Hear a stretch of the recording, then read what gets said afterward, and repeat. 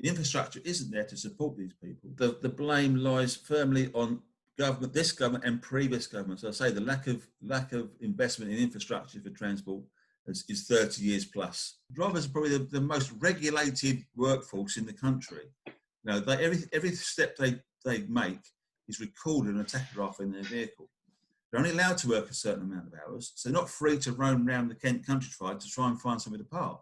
Literally, once their driving hours are up, and if they go over those driving hours, they potentially could lose their living, their livelihood, because if they've done it on more than one occasion, more 2 or 3 occasions, not only do they get fined for each occasion, but eventually it will come back and they could lose their vocational licence because they're consistently breaking the rules.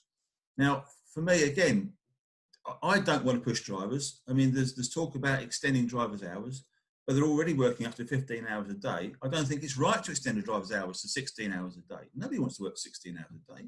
That's 2 days' work for most of us. You know, 8-hour days is a norm. It's what the working time directive says, 8-hour days. So why are we extending drivers to 16 hours? Just to try and accommodate these changes. None of us would like our families to be hit by a truck that the driver's been driving for 15 hours to find a parking space.